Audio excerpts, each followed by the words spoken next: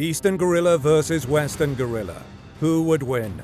The largest primates in the world, gorillas. All other apes and monkeys look up at them. Literally, they're enormous. No other primate would stand a chance against an angry gorilla. They're a force to be reckoned with. More correctly, a force you don't really want to reckon with. They rule their kingdom, Africa. But there's two distinct species of gorilla, Eastern and Western. They've divided their kingdom down the center and split it up amongst themselves like two good ruling parties would do. But what if the Eastern and Western gorillas met somewhere in the middle, angry, intent on a war being waged? What would happen? What do they look like? Before you choose sides, before you declare yourself an affiliate of the East Coast Gang or the West Coast Gang, it would probably help to be able to tell them apart, right? So, what do these gorillas look like? Eastern gorillas are the ones with darker fur, a dark black, and especially the lowland eastern gorillas with their short, thick, deep black fur. Eastern gorillas in the mountains, though they have darker fur than its western cousins, also have a bit of a blue tinge. Western gorillas are also black, but it's lighter in color, oftentimes with gray or brown coloring, and with a brownish reddish colored forehead, which makes them easily identifiable. All male gorillas, once they reach a certain age, develop gray hairs on their backs. Those are the silverbacks.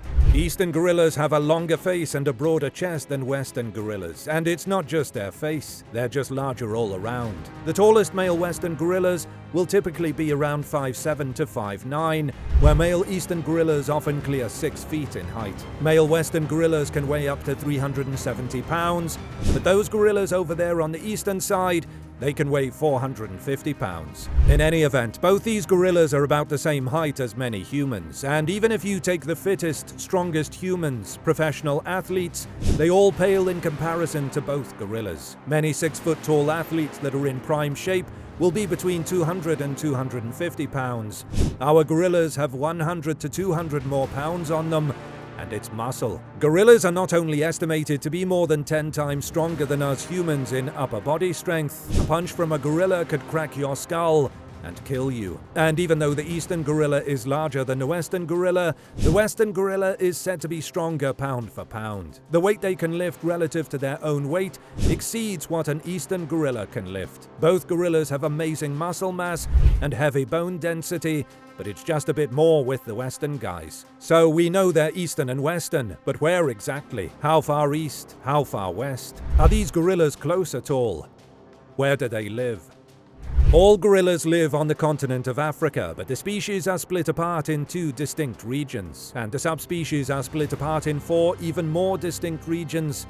Let's start with the Eastern gorillas. There are Eastern gorillas found in lowland montane forests of Eastern Democratic Republic of Congo. You'll only find them in remote rainforests in this region. These are the Eastern lowland gorillas, or Grauer's gorillas. That is one subspecies. The other subspecies of Eastern gorillas is the mountain gorilla. The numbers of the Eastern mountain gorillas is so low that scientists have pinpointed them to just 2 populations. One population is found in the Virunga volcanic mountains, which spans 3 national parks in 3 countries, Democratic Republic of Congo being one of the countries again, and the other 2 being Rwanda and Uganda. Then you have the second population of mountain gorillas, which are also in Uganda, but in Buindi Impenetrable National Park. This region is the Albertine Rift, an ecosystem of cloud forests ranging from 7,200 to 14,100 feet in elevation. This is one of the highest elevation habitats for all primates, and the absolute highest among apes. Now, to find the Western gorillas, we have to trek all the way across Democratic Republic of Congo, and then some. Large populations of Western gorillas can be found in Republic of the Congo, Gabon, Equatorial Guinea, and Cameroon. Now, those populations are the subspecies of Western lowland gorilla, and you can find them stretching close to the coast of the Atlantic Ocean. And then there are smaller populations of the other subspecies, the Cross River gorilla. They can be found farther northwest in Cameroon, from the Western lowlands, and also in Nigeria. The Cross River gorillas are down to the hundreds in numbers and are believed to be found in 9 to 11 different locations among those 2 countries. What do they eat? Eastern gorillas and Western gorillas live pretty far apart, but they're both gorillas, so they must behave similarly, right? What about their diets? In the grand scheme of things, they have similar diets, both eating a lot of plant matter. Their diets largely consist of some percentage of fruits, leaves, seeds, and stems. And no, as big and powerful as they are, basically no meat, other than the occasional insects. But gorillas can go without eating any insects for plenty of time and not be phased. It consists of 3% or less of their entire diet. But when it comes to the plant matter that is the bulk of their diet, there are some variations between the two species, and a lot of that may have to do with the fact that they just live in different regions. The western gorillas consume far more fruit than the eastern gorillas do. For instance, the subspecies of western lowland gorillas have a diet that consists of 67% fruit. The other subspecies of western gorilla also consume high volumes of fruit, but the eastern gorilla consume much less, and the mountain gorilla, his diet only consists of about 2% fruit. The western lowland gorilla eats a plethora of different fruits, but the mountain gorilla only eats 3 different fruits because, at those high altitudes, there just aren't many available. However, the western lowland gorilla eats around 97 different plant species. The eastern lowland gorilla eats about 104 different plant species, but the mountain gorilla finds 142 different plant species to feast on. Fruits are not aplenty at high altitudes, but plants in general seem to be. Only about 17% of the western lowland gorilla's diet is leaves, shoots, and stems, where those consist of 86% of the mountain gorilla's diet. Parents, next time your kids don't believe you when you tell them that eating their vegetables will make them big and strong, show them a picture of a gorilla. How do they behave in the wild?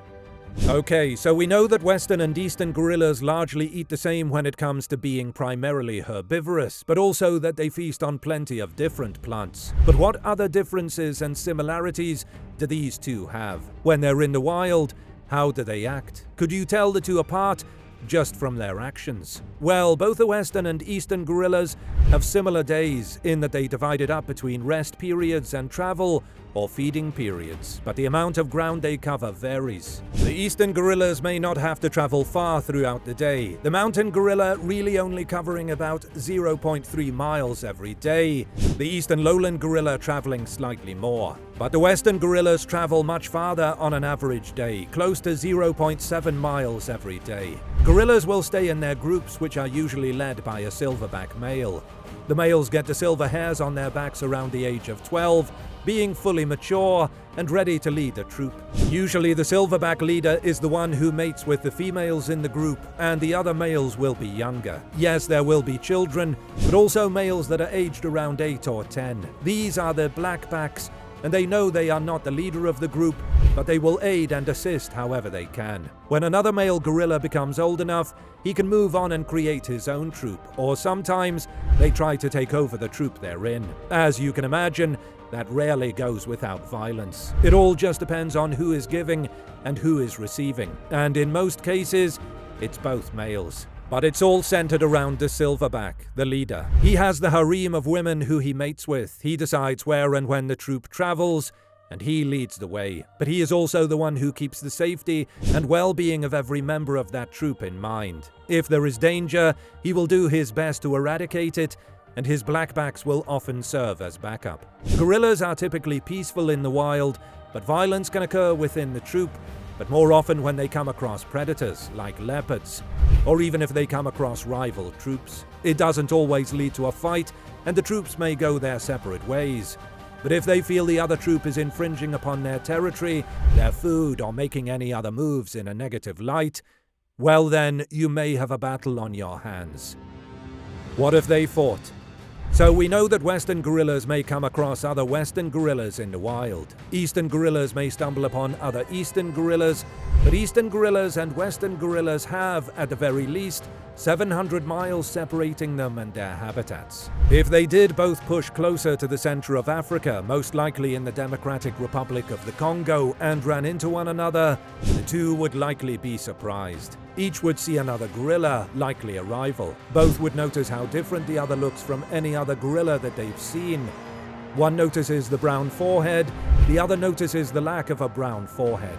Both assume the other is encroaching upon their new territory, and a battle is the likeliest way to handle this. Gorillas are quick and they jump into action immediately, both species able to move at up to 25 miles per hour.